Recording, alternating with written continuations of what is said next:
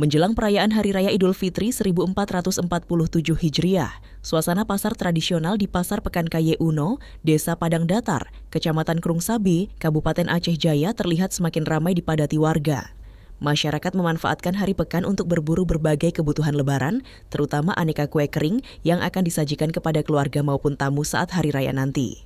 Pasar Pekankaya Uno sendiri merupakan salah satu pasar tradisional yang selalu ramai dikunjungi warga, baik pada hari biasa maupun saat menjelang hari-hari besar keagamaan. Pasar ini menjadi pusat aktivitas ekonomi masyarakat dari berbagai gampong di Aceh Jaya. Di pasar tersebut tidak hanya dijual berbagai kebutuhan pokok dan pakaian, namun menjelang hari besar Islam seperti Idul Fitri, banyak pedagang dari luar daerah yang turut memanfaatkan momentum ini untuk menjual aneka kue lebaran, pakaian baru, serta berbagai kebutuhan lainnya. Sejak pagi hari, warga dari berbagai wilayah di Aceh Jaya mulai memadati kawasan pasar.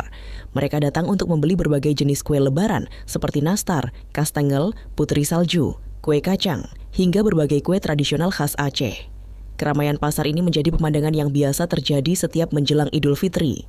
Aktivitas jual beli meningkat signifikan dibandingkan hari-hari biasa, terutama pada lapak pedagang yang menjual kue kering, bahan kue, serta kebutuhan dapur lainnya. Para pedagang kue mengaku permintaan mulai meningkat dalam beberapa hari terakhir. Bahkan, banyak pembeli yang datang dari kecamatan sekitar untuk mendapatkan kue dengan harga yang lebih terjangkau di pasar tradisional tersebut. Tidak hanya ibu rumah tangga, berbagai kalangan masyarakat juga terlihat ikut berbelanja di pasar. Sebagian di antaranya memanfaatkan momen pulang kampung untuk membantu keluarga mempersiapkan kebutuhan lebaran. Salah seorang pembeli, Rahmayani, mengatakan bahwa di Pasar Pekankaya Uno hampir semua jenis kue lebaran tersedia sehingga masyarakat tidak perlu lagi kesulitan mencarinya. Di pasar ini lengkap mulai dari kue tradisional hingga berbagai kue kering untuk lebaran.